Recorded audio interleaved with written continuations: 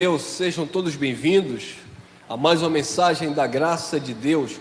Você que ainda não é inscrito, se inscreva aí no nosso canal, deixa seu like, compartilhe aí essas mensagens que edificam e trazem paz para os corações, tá bom?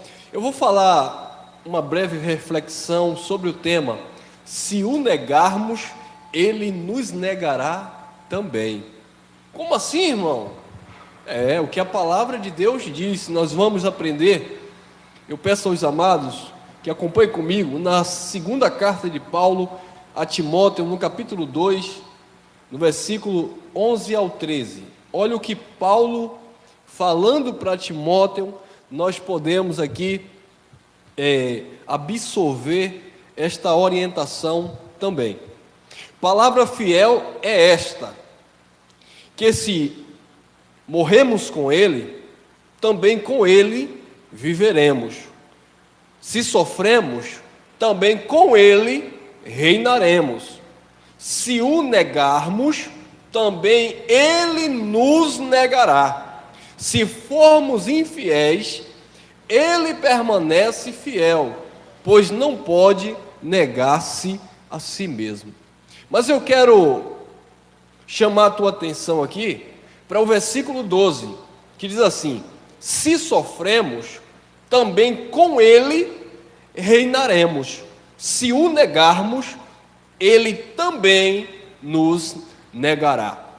Interessante, amados, que o Evangelho do Reino de Deus, o Evangelho do Cristo ressuscitado, precisamos entender que não são apenas rosas, tem os seus espinhos também.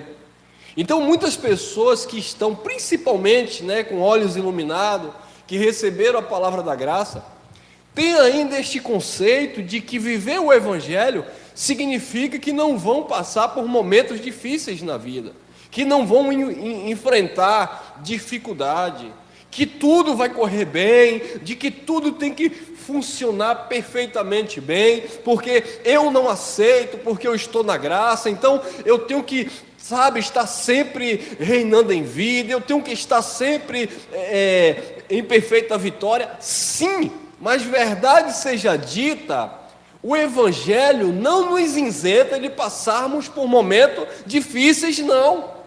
Então o texto diz: se sofremos, e muitas vezes sofremos, amado, sofremos calúnia, sofremos perseguições, sofremos dificuldades do nosso dia a dia, do nosso cotidiano. Então, não é porque estamos vivendo o Evangelho do Cristo ressuscitado, não é porque estamos vivendo a graça de Deus, que significa que eu não vou ter nenhum tipo de sofrimento, nenhum tipo de dificuldade, nenhum tipo de tristeza. Pelo contrário, Paulo disse: em tudo somos atribulados. Então, precisamos entender, ter isso na nossa mente, de que passamos sim por momentos difíceis, mas se sofremos, também com Ele reinaremos. Nós estamos ou passamos por dificuldade, mas também estamos reinando em vida e em perfeita vitória. Por quê? Porque o Senhor já nos capacitou no nosso espírito para sermos mais do que vencedores.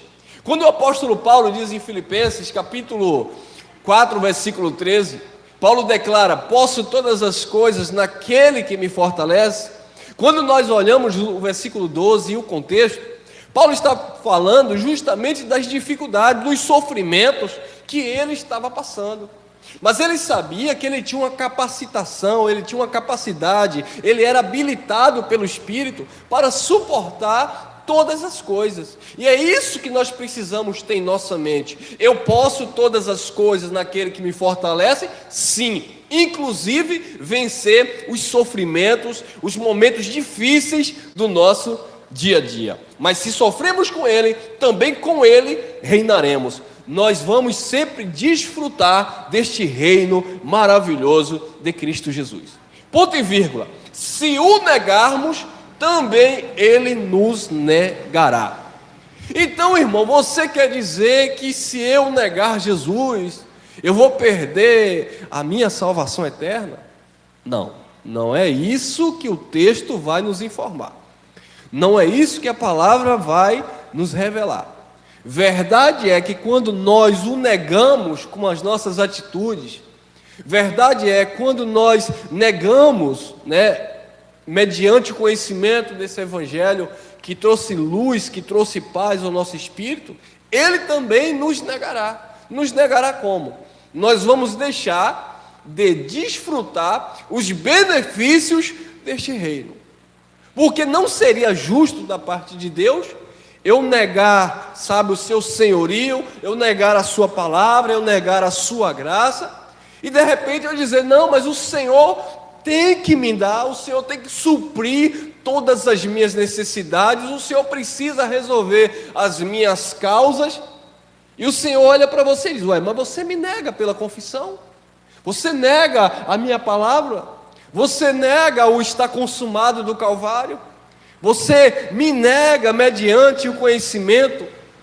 Então, quando nós o negamos, o texto diz, ele nos negará. Então, essa ideia de que eu vou ser sempre aprovado por Deus, não é negar no sentido de perder a salvação eterna, não. É negar ou renegar as minhas atitudes. Eu terei consequências dos meus próprios atos, eu serei responsável, e o Senhor vai me responsabilizar por aquilo que eu pratico. Se o negarmos, Ele também nos negará. Se formos infiéis, Ele permanece fiel, não pode negar-se a si mesmo. Então tem uma música bem cantada por aí, que diz que Tu és fiel, Senhor, Tu és fiel a mim. E não é essa a palavra. A música é cantada assim, mas a palavra não. A palavra diz que se formos infiéis, Ele permanece fiel. Ou seja, Deus permanece fiel aos seus princípios. Ele permanece fiel à sua palavra. Ele não pode negar-se a si mesmo. Aquilo que Ele decretou, aquilo que Ele determinou, aquilo que Ele falou, é aquilo que é.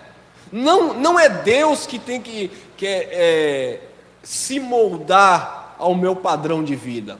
Eu que preciso me moldar a Cristo Jesus.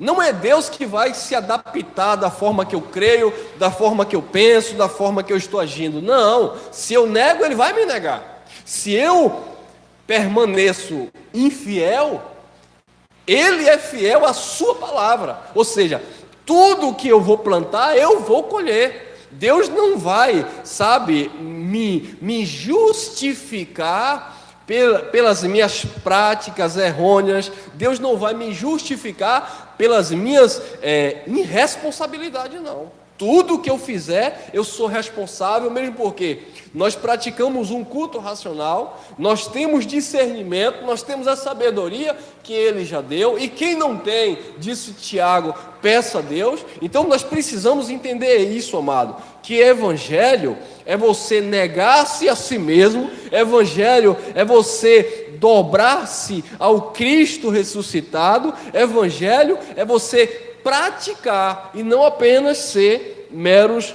ouvintes. Se formos infiéis, Ele permanece fiel, pois não pode negar-se a si mesmo. Outra palavra interessante se encontra em 2 Coríntios, capítulo 13, versículo 5, que diz assim: examinai-vos a vós mesmos, se permaneceis na fé. Olha aqui, observe que é um condicional. Examinai-vos a vós mesmos, se permaneceis na fé. Eu preciso fazer um autoexame. Eu preciso me examinar.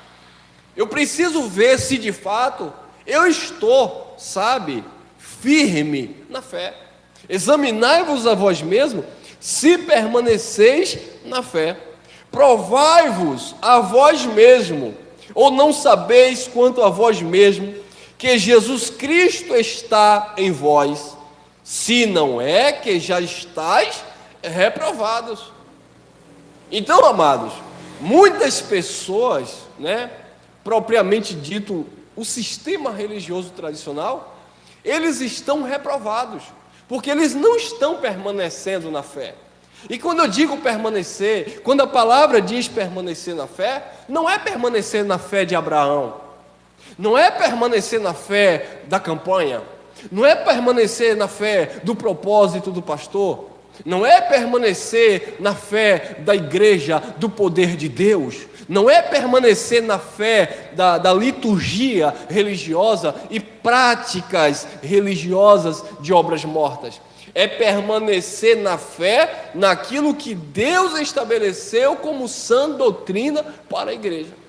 Examinai-vos a vós mesmos, se permaneceis na fé. Provai-vos a vós mesmos, ou não sabeis quanto a vós mesmos, que Jesus Cristo está em vós, se não é que já estáis reprovados. Quando é que eu permaneço na fé? Quando eu confesso esta palavra que Jesus Cristo, Ele habita em mim. Quando é que eu estou reprovado? Quando eu estou buscando o Espírito Santo em um pseudo monte, como se Ele estivesse lá me esperando. Quando é que eu permaneço na fé? Quando eu confesso que em Cristo eu estou perfeito. Quando é que eu estou reprovado? Quando eu me vejo religiosamente como um pobre, miserável, cego e nu. Então, quando nós estamos firmes, quando nós permanecemos de fato na fé, nós vamos confessar aquilo que a palavra de Deus diz, que em Jesus não há condenação. Nós vamos confessar aquilo que a palavra de Deus diz, que nós somos mais do que vencedores em todas as coisas. Nós vamos confessando aquilo que a palavra de Deus diz, que nós estamos aperfeiçoados em amor. Nós vamos confessando em Cristo que nós somos abençoados com todas as sortes de bênção. Então isso mostra, pela sua confissão, que você de fato permanece na fé. Agora, quando eu digo tudo o contrário disso, de que eu preciso participar de um voto, de uma campanha, de um propósito, para não perder a salvação, de que eu preciso fazer um ato profético para ter a minha casa, para ter meu carro, para conquistar meu emprego, então isso mostra que essa pessoa não permanece na fé. Pelo contrário, ela está sendo reprovada pelo Senhor. Ainda que digam, Jesus disse isso, muitos de vocês dizem, Senhor, Senhor, em Teu nome nós fizemos isso, nós fizemos aquilo, em Teu nome nós curamos, em Teu nome nós expelimos os demônios. E Jesus dizia para aquele povo daquela época, afastai-vos de mim, vós que praticais a iniquidade. Mas não falavam com a boca? Sim, mas não permaneciam na fé. Por que não permaneciam na fé? Porque eles verbalizavam a coisa, mas o coração deles estava totalmente longe do Senhor. Então Paulo disse, esse povo, falando pelo Espírito, me honram com os lábios, mas os seus corações, estão longe de Deus. E as suas obras demonstram de fato que eles não permanecem na fé. Examinai-vos a vós mesmos, se permaneceis na fé. Provai-vos a vós mesmos, ou não sabeis quanto a vós, que Jesus Cristo está em vós, se não é que já estão, ou já estáis reprovados. Então, queridos, é de suma importância entender isso. Se o negarmos, Ele também nos negará. Você não vai perder, como eu falei, a sua salvação eterna, mas você vai deixar sim. É você que me acompanha aqui. Se você o nega pela graça, por sua palavra, você vai deixar de desfrutar, de reinar em vida e de estar de fato nesse descanso do Senhor. Vamos ver? Olha lá, Hebreus capítulo 4, versículo 2, olha o que diz. Carta, cremos que foi Paulo escrevendo aos Hebreus, capítulo 4, versículo 2. Porque também a nós foram pregadas as boas novas como a eles, mas a palavra da pregação nada lhes aproveitou, porquanto não estava misturada com a fé naqueles que a ouviram. Então, observe, vocês precisam examinar se vocês estão permanecendo na fé. Porque se vocês negam a fé em Cristo, na sua palavra, vocês são reprovados. E Paulo vem dizendo aqui no capítulo 4 de Hebreus, versículo 2, porque a eles também foram pregadas as boas novas, o evangelho, as boas notícias. Mas a palavra da pregação nada lhes aproveitou, amado. Você já pensou nisso? Há quanto tempo você que me ouve aqui na gravação, há quanto tempo você ouve o Evangelho da Graça de Deus? Você já parou para analisar, você já se examinou, se você de fato permanece na fé? Ou você está na graça de Deus e questionando de que nada dá certo, de que você não tem descanso, de que você não tem paz, de que você não está verdadeiramente, sabe, alegre, feliz, satisfeito com aquilo que Cristo tem feito na tua vida? Ou você ainda sente desejo do sistema religioso legalista, do rol de amizade, do sistema pastoral, onde impunha as mãos, onde fazia lá os seus desafios? Ou você está na fé, descansando nesta graça, ou você ainda está vivendo atribulado, trazendo ainda na tua mente aquilo que a religião te cauterizou por anos e anos? Porque também a nós foram pregadas as boas novas, como a eles. Mas a palavra da pregação nada lhe aproveitou, porque não estava misturada com a fé.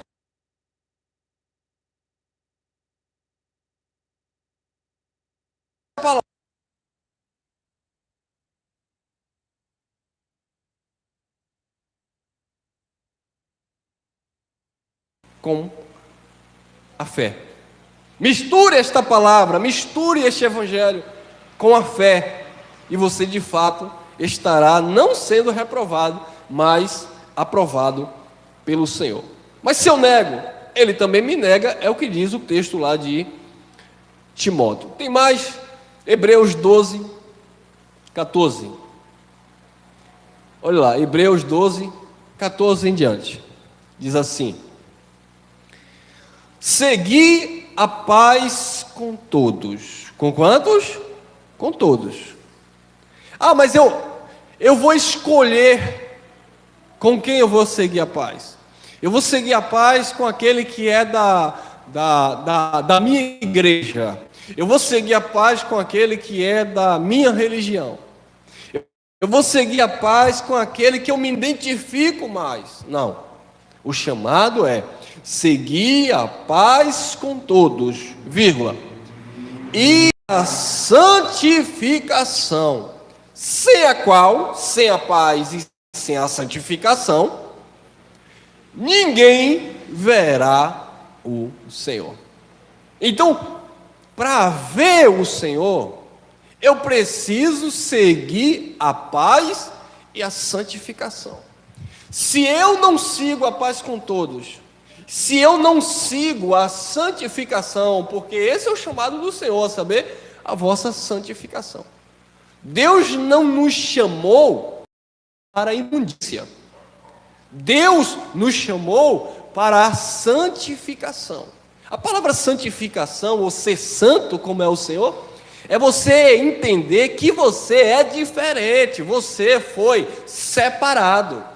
E quando nós dizemos que você é santo, separado, não significa que você não vai andar com aqueles que não são, ou se intitulam incrédulo, céticos, enfim. Não, é você entender. Então precisamos entender, amado, que o nosso culto, ele é racional mediante um sacrifício vivo. Existem situações na minha vida que eu preciso, no bom sentido, sacrificar, deixar de praticar o que é injusto, aquilo que não agrada a Deus mediante esta palavra, porque se eu nego, Ele também vai me negar. Lembra do filho pródigo que deixou a casa do pai? Momentaneamente ele teve ali os benefícios, cancelados. Por quê? Porque ele negou o pai, ele saiu de casa e ele perdeu ali benefícios, bênção. Seguir a paz com todos e a santificação, sem a qual ninguém verá ao Senhor. E, como eu falei, não é ver no sentido literal. Então eu não vou ver Deus quando eu morrer. Não, isso é o que a religião interpreta. Ver o Senhor é ver a graça de Deus se manifestando na sua vida, ver a bondade, o agir de Deus, sabe? É você dormir e acordar com aquela satisfação de paz, de alegria no teu espírito. Isso é você ver Deus. E precisamos valorizar, sabe, essas coisas que aparentemente não são importantes. Mas para nós que vivemos a graça de Deus, isso é de fundamental importância. Dormimos e acordamos porque o Senhor age em nossas vidas. Precisamos ver Deus, agindo em nossas vidas diariamente. Mas seguir a paz com todos e a santificação, sem a qual ninguém verá ao Senhor. Versículo 15 diz assim, eu estou em Hebreus 12, 15. Tendo cuidado, eu preciso ter cuidado. Eu preciso ter cuidado, porque se eu o nego, Ele também vai me negar. Se nós negarmos ao Senhor, Ele também vai nos negar, amado. Tendo cuidado de que ninguém se prive da graça de Deus, e de que nenhuma raiz de amargura brotando vos perturbe, e por essa raiz de amargura, muitos vão ser contaminados. Porque um amargurado não vai passar alegria para outro. Uma pessoa que não está em paz não vai transmitir paz. Então eu preciso ter cuidado para que ninguém, ou seja, eu não posso me privar desta graça de Deus. Eu preciso estar me relacionando com esta graça. Eu preciso estar sendo fiel a esta palavra que é digna de toda aceitação. E uma vez que eu estou sendo fiel a esta palavra, uma vez que eu estou de fato vivendo a fé nesta palavra, aí eu vou desfrutar dos benefícios que esta palavra me traz.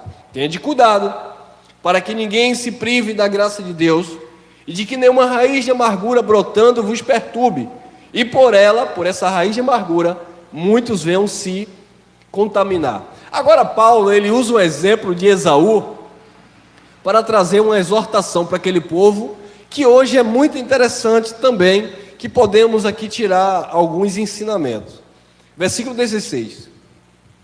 Ninguém seja devasso ou profano como Esaú, que por um prato de lentilha ou por um prato de manjar, ele vendeu o seu direito de primogenitura. Então, olhe o que aconteceu com Esaú. Ele, por ter nascido primeiro, teoricamente ele tinha o direito da primogenitura. Ele seria o senhor da casa, administrador dos bens que o seu pai iria deixar. Ele seria o governante. Então Paulo diz, olha, ninguém seja devasso ou profano como Esaú, que vendeu o seu direito de primogenitura. Ele foi devasso, ele foi profano. Muitas pessoas estão profanando, ultrajando o Espírito da graça de Deus. Olha o versículo 10, capítulo 10, melhor dizendo, Hebreus 10, 29. Olha o que diz Hebreus 10, 29. Olha lá. De quanto maior castigo cuidais vós, será julgado merecedor aquele que pisar o Filho de Deus e tiver por profano o sangue do testamento com que foi santificado e fizer agravo ao Espírito da graça. Então, observe que Paulo chega a dizer, maior castigo há para aqueles que ultrajarem o sangue da aliança. Infelizmente é isso que a religião faz.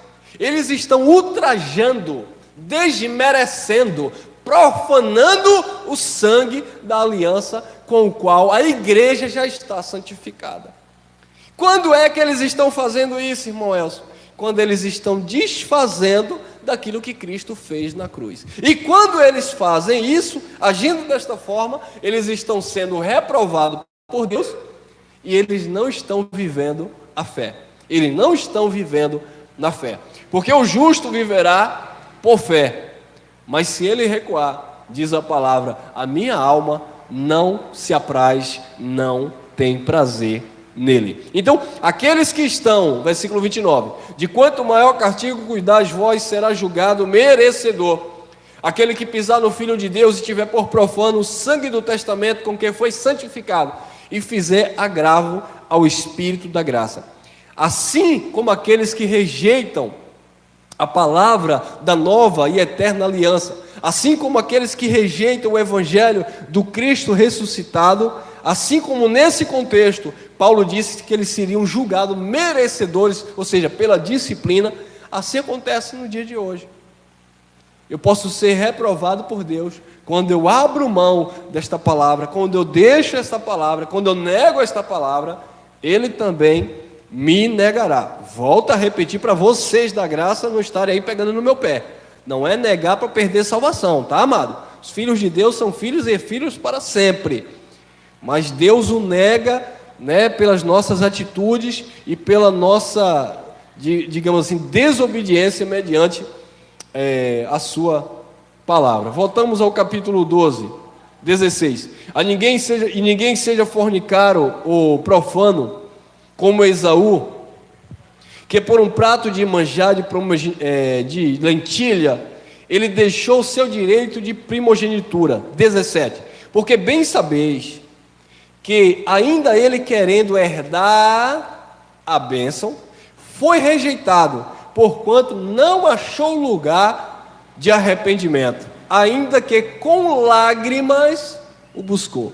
Então observe que ele vendeu o seu direito de primogenitura, ele foi profano, ele abriu mão do seu direito de primogenitura, e o texto diz que depois ele procurou com lágrimas, ele chorou, ele implorou, ele pediu para que fosse restituído, e Deus o negou. Deus não restituiu. Porque Deus vai restituir tudo o que eu perdi.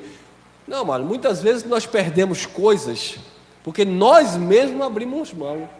Muitas vezes nós perdemos, sabe, manifestações de bênçãos deste reino, porque nós mesmos nos tornamos, entre linhas, como Esaú, profanamos, deixamos sempre para depois, porque é assim, principalmente na graça. Porque quando na religião nós estávamos, nós éramos zelosos, nós éramos dedicados, nós éramos submissos às autoridades constituídas, que achávamos que era constituída por Deus, nós estávamos sempre ali, em primeiro lugar, não era nem para Deus, sempre era para o homem, para o líder. Aquilo que o líder determinava, aquilo que o líder estabelecia, nós, não sejamos hipócritas, nós estávamos lá. Conte comigo, estou aí. É claro que sempre teve uns relaxados também, mas nós estávamos sempre lá, dando, né, as mãos. Conte comigo, estamos juntos. Mas chegamos na graça de Deus e às vezes nos acomodamos. Você sabe disso, não precisa. Você está ouvindo aqui? Você sabe, consulta aí, examine a você mesmo, se não é assim. Então, muitas vezes na religião a gente estava lá, como disse Paulo, né, falando dos hebreus, zelosos, sem entendimento, mas eram zelosos. Aí chegamos com o entendimento da graça, deixamos agora de praticar por amor, porque agora não é mais por mandamento, e não é para sermos, é porque somos, não é para termos, é porque já temos, mas se negamos, Ele também nos negará. Eu nunca aceitei, e até hoje eu venho, como Paulo usou a expressão, eu faço menção da sua palavra, esmurrando o meu próprio corpo, né, para que pregando aos outros eu não venha a ser reprovado. Eu nunca aceitei de que o conhecimento da graça de Deus iria tirar a minha paixão por Cristo. Eu nunca aceitei na minha vida que o conhecimento do Evangelho da graça de Deus, que me libertou da religião, iria tirar o desejo insaciável que eu sempre tive por Cristo. Mas infelizmente, muitas pessoas na graça caíram no comodismo de dizerem: eu sou predestinado, eu já sou abençoado, eu sei que salvação não se perde, eu sei que Deus habita em mim, eu não preciso estar em um templo. Claro que você não precisa estar em um templo para dizer que é filho de Deus. Eu sei que eu não preciso ter um pastor pastoreando a minha vida. Eu sei que quem me cobre, quem me conduz, quem edifica a minha vida é Cristo. Eu sei de tudo isso, mas mediante este conhecimento, Paulo diz, a ciência incha, o conhecimento incha, te deixa, mas o amor edifica. E Paulo sabia muito bem disso, tanto é que ele diz: olha, eu recebi um espinho na carne, para não me exaltar pela excelência do conhecimento. Então foi dado a Paulo um espinho na carne, para que ele não se exaltasse. E ele orou 3 vezes, mas Deus disse: a minha graça te basta. O meu poder se aperfeiçoa na tua fraqueza. Por quê? Para que Paulo não o negasse. Porque se Paulo o negasse, o Senhor também iria negá-lo. Então, queridos, que nós tenhamos, de fato, no nosso espírito, sabe, este zelo, não mais aquele zelo religioso, aos irmãos que se reúnem aqui como igreja, tá? Não é aquele zelo extremo, religioso, humano, carnal, de que eu chego na igreja evangélica e eu preciso fazer aquilo, sabe, porque aquilo eu estou fazendo para Deus. Não é nesse sentido. É um zelo mediante, é um conhecimento de que eu preciso praticar boas obras em Cristo, não para ser, mas porque eu sou um filho de Deus e abençoado com todas as sortes de bênção.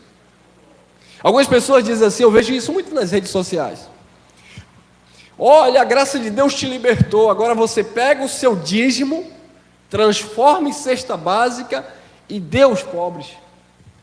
E eu dou risada quando eu vejo isso, porque infelizmente eu vejo muita hipocrisia em alguns. É fácil você dizer hoje: pegue o dízimo, transforme e dê aos pobres, mas será que você faz isso? Eu vou perguntar para você que vai assistir essa mensagem: você se libertou pela graça de Deus?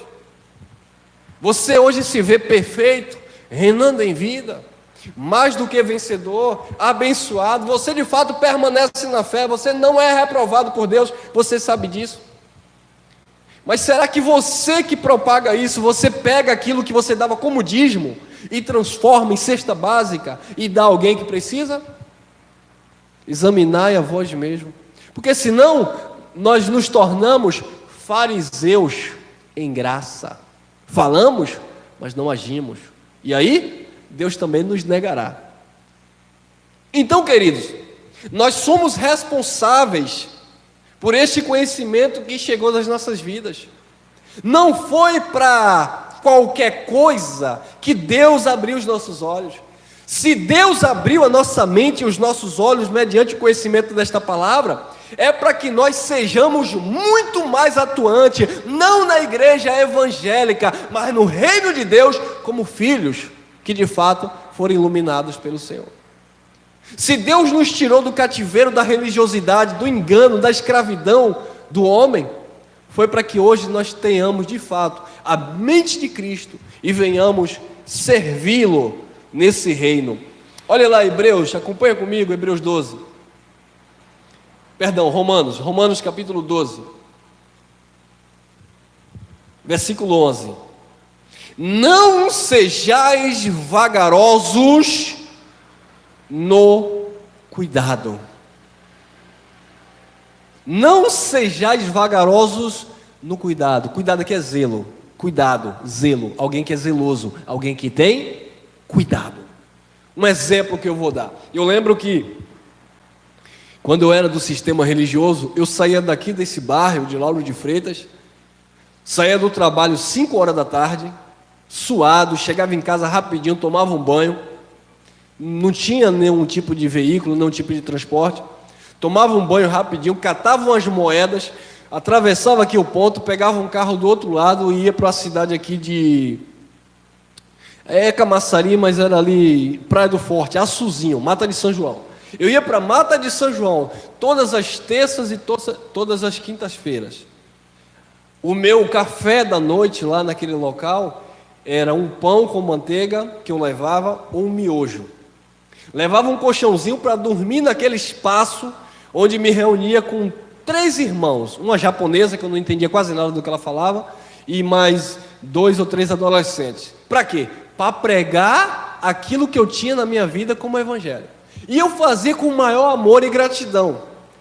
Um dia o tesoureiro do ministério que eu fazia parte chegou para o pastor presidente e disse: pastor fulano, o irmão Elcio está saindo daqui com o dinheiro dele, indo para outra cidade pregar o evangelho para a igreja de vocês.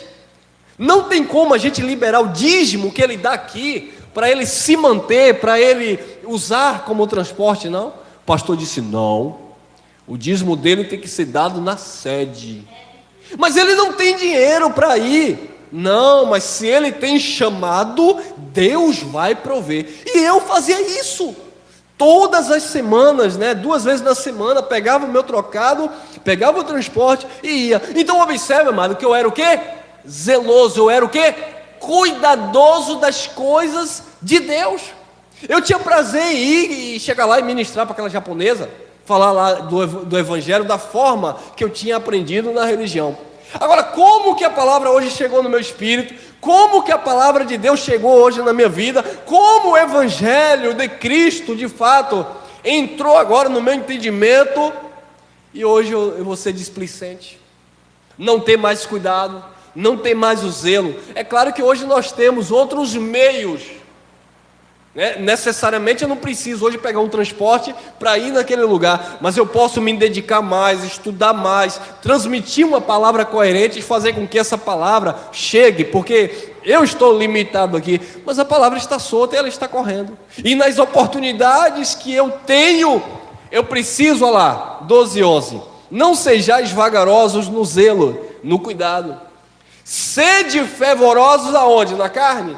Não, no Espírito, servindo ao Senhor. Que foi que aquela mulher samaritana, ela falou para Jesus? Quando Jesus propôs para ela a água da vida, ela disse assim: nós adoramos nos montes, ou no monte. Vocês judeus, dizem que é em Jerusalém o lugar da adoração. Aí Jesus disse para ela: a hora vem em que os verdadeiros adoradores adorarão o Pai em espírito e em verdade, porque Deus é espírito, e Ele procura os tais que assim o adorem. Então observe que hoje o pacto é um pacto para o nosso espírito. Deus é espírito, e nós prestamos um culto racional a Deus, mediante este conhecimento que chegou ao nosso espírito. Mas no que tange ao serviço, ao estender a mão, ao ajudar, ao levantar, ao levar, não é o meu espírito que vai sair do meu corpo e vai fazer, irmão. Eu vou fazer, porque este corpo aqui, nós temos um espírito que habita neste corpo de carne, e este corpo carnal precisa ser um veículo, um instrumento, para que Cristo seja sempre por nossas vidas glorificado. Você já pensou se o apóstolo Paulo, quando recebeu a revelação do altos céus, do terceiro céu, Paulo dissesse: bom, adoração agora é em espírito e em verdade, Deus procura os verdadeiros adoradores, e Ele me encontrou, então agora eu vou colocar a minha rede ali, na cidade ali de Cafarnaum, eu vou escolher talvez a cidade de Corinto, que é uma cidade portuária, eu vou ficar por ali, sabe, eu vou me aposentar por ali, porque afinal de contas eu já sou salvo, eu já sou abençoado com todas as sortes de bênção. Foi isso que Paulo pensou? Não. Paulo disse, olha, 1 Coríntios 15:10. Paulo disse, olha, eu trabalhei, eu fui zeloso, eu me dediquei mais do que todos os outros. Todavia, não partiu de mim, da minha vontade carnal, mas a graça de Deus que está comigo. Então Paulo se viu aprovado. Paulo não se viu negado. Paulo não negou Jesus, porque se Paulo nega, Paulo fosse displicente, relaxado, se formos infiéis, ele permanece fiel. Se o negarmos, ele também nos negará. Reveja o seu conceito em graça. Será que você não tem negado a Cristo concernente a isso?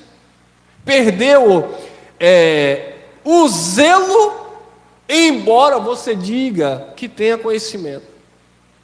Mas você precisa entender. 12:11. Não sejais vagarosos no zelo, no cuidado. Sede fervorosos no espírito, servindo ao Senhor. 2 Coríntios capítulo 11. Olha lá, 2 Coríntios, capítulo 11, versículo 2. Olha o que o apóstolo Paulo disse. As cartas paulinas que nós temos como base doutrinária para aqueles que estão em graça. Então vamos de posicionamento, vamos rever aí. Será que nós não estamos sendo reprovados por Deus dentro desse contexto? Será que nós de fato servimos ao Senhor em espírito? Ou é só conversa da boca para fora, para ter uma desculpa para o irmão legalista que questiona que você não jejua mais, que você não serve mais a Deus no monte, que você não faz mais a obra de Jesus, de Nazaré? E eu digo, não, eu sirvo a Deus em espírito. Mas servir a Deus em espírito é eu entender que enquanto vida eu estiver, esse corpo precisa ser um instrumento para que o nome dele seja glorificado. 11:2. Porque eu estou zeloso de vós. Olha lá. Porque eu estou zeloso, eu não perdi o zelo. Paulo chega a dizer que no judaísmo, a religião que outrora ele defendia com unhas e dentes, ele se destacava entre os da sua idade. Paulo, ele era no judaísmo extremamente zeloso das tradições dos pais. Paulo, ele era dedicado, mas um dia o Senhor chamou para a graça. Elcio era extremamente zeloso pela religião, e fazia jejum, e participava de campanha, e oferta consagrada. Jesus chamou a graça. E aí, Elcio? Preciso continuar sendo zeloso, claro, com a mente renovada.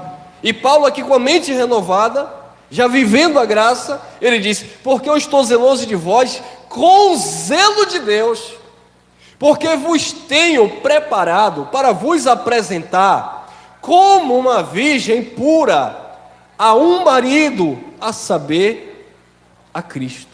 Então, qual era agora o zelo de Paulo? Qual era agora o cuidado de Paulo? Qual era agora a dedicação de Paulo? Era para desfazer tudo aquilo que ele já tinha feito no passado. Imagine que tudo aquilo que Paulo pregou, Paulo tinha que passar agora pelas pessoas e dizendo assim: eu errei, eu falhei, não era assim. Então, queridos, eu te aconselho, você que ouve esta palavra, tudo aquilo que você construiu no sistema religioso, toda a informação religiosa legalista que você levou a um amigo, a um parente, você tem hoje a oportunidade de consertar esse erro. Se você continua de fato sendo zeloso, você não vai querer ver seu irmão praticando obras mortas. Você não vai querer ver seu irmão agora sacrificando nos pseudos altares, dando o seu tudo. Você agora precisa ser zeloso de boas obras. Sabe? Falar para essas pessoas o que é o Evangelho de Cristo, dar um bom testemunho e também entender que as pessoas precisam olhar para você e de fato ver que você está aprovado na fé. Porque infelizmente o que nós mais vemos são péssimos testemunhos de pessoas que estavam na religião, entre aspas, servindo a Deus, receberam a graça e professaram com muita alegria, falaram, pregaram, foram para as redes sociais, mas o tempo passou, foram se acomodando, entraram de fato na carnalidade, e tudo aquilo que essa pessoa ou essas pessoas falavam da graça de Deus com tanta alegria, hoje já não é mais uma verdade na boca dessas pessoas. E aí? E aí é que essas pessoas perderam o zelo. E aí? E aí que essas pessoas estão sendo reprovadas. E aí? E aí que essas pessoas não estão vendo mais o Senhor. Não vê. Ah, mas eu conheço. Mas não pratica. Ah, mas eu estou liberto. Está liberto, mas não exerce a liberdade. É como o escravo que tem a carta de alforria, mas a mente ainda está no Egito. É o povo saindo do Egito e desejando ainda a cebola, a sopa que deixou no Egito. Então, queridos, precisamos entender isso. A graça de Deus, ela é este filtro que nos ensina a sermos agora pessoas zelosas. É claro que isso também não cabe para qualquer um, porque eu sei que muitas pessoas vão dizer: irmão, eu não tenho o dom que você tem de falar em público, eu não tenho o dom que você tem de pregar, o meu chamado não é esse. Sim, eu sei, mas todos nós temos o mesmo Espírito, e todos nós, como membros do corpo, somos de suma importância para a edificação do corpo de Cristo. Cada um do seu jeito, da sua forma, cada um dentro do seu chamado, cada um com as suas responsabilidades, todos somando com aquilo que lhe compete, você vai contribuir para a edificação do reino de Deus. Porque, amado, aquilo que eu não posso fazer, aquilo que não é a minha habilidade de fazer, você faz. Aquilo que não é a minha vocação, um exemplo, eu não sou músico. Ah, meu irmão, mas isso aí tem a ver com o reino de Deus? Não, eu estou dando um exemplo, é um exemplo que eu vou dar. Eu não sou músico, alguém quer ouvir louvores, mas eu não sou da área. Então tem os meninos, tem vocês que se dedicam, que tem esse dom da música. É um exemplo que eu estou dando, tá bom, amado? Eu não estou aqui criando um legalismo de levitas e de ministros, não. Então, a minha participação é essa. Eu falo da palavra, eu prego a palavra, e claro que isso tem todo um contexto. Então, você, disse Paulo, aqui mesmo, Romanos capítulo 12, olha lá, é aqui mesmo, Romanos capítulo 12, abram comigo, versículo 5. Assim, nós que somos muitos, somos um só corpo em Cristo, mas individualmente somos membros um dos outros. Versículo 6. De modo que, tendo diferentes dons, observe que os dons são diferentes, segundo a graça que nos foi dada. Amado, foi dada uma graça para a igreja, segundo a graça que nos foi dada. Aí Paulo, dentro desse contexto, Paulo vai falar, amados, tá bom? Porque no tempo que Paulo estava falando aqui, não tinha a carta escrita aos romanos. No tempo que Paulo estava falando aqui, não tinha a carta escrita aos coríntios. No tempo que Paulo estava falando aqui, eles tinham lá os pergaminhos, os papiros, que não tinha ponto, não tinha vírgula, não tinha capítulo, não tinha nada disso.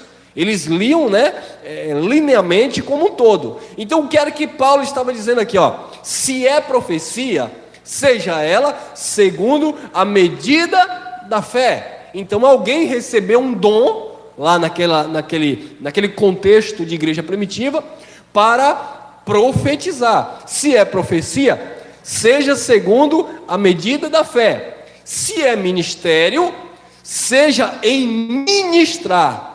Se é ensinar, que haja o quê? Dedicação ao ensino. Então, você observa que alguns destes dons se manifestam hoje para a edificação da igreja. Então, um exemplo, se é ensinar, que haja dedicação ao ensino. Ponto e vírgula. Corta aqui para mim. Então, no sistema religioso, como eu falei, eu pegava lá o Salmo 23 e me dedicava para pregar o Salmo 23.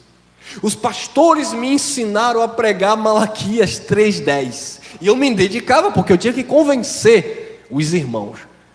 Agora estou na graça.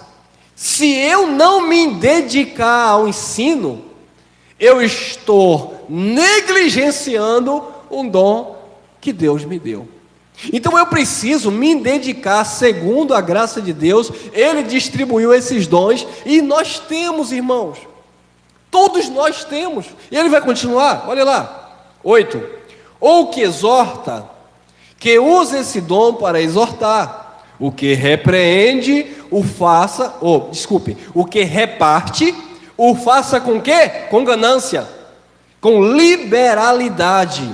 O que preside, ou aquele que está na frente, né, de algum tipo de trabalho. Os pastores gostam de dizer que eles são pastores presidentes, talvez baseado nesses textos sem interpretação. O que preside, aquele que está organizando ou na frente de algum tipo de trabalho, eu não posso apenas ficar preso no sentido aqui, ministerialmente falando, por assim dizer. O que preside, faça com quê?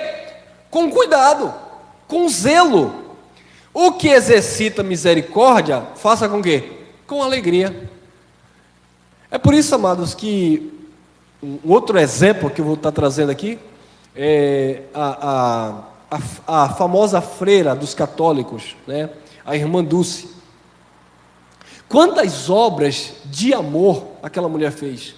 Ainda existe crentes, né? Crentes religiosos, evangélicos, que condenam aquela mulher.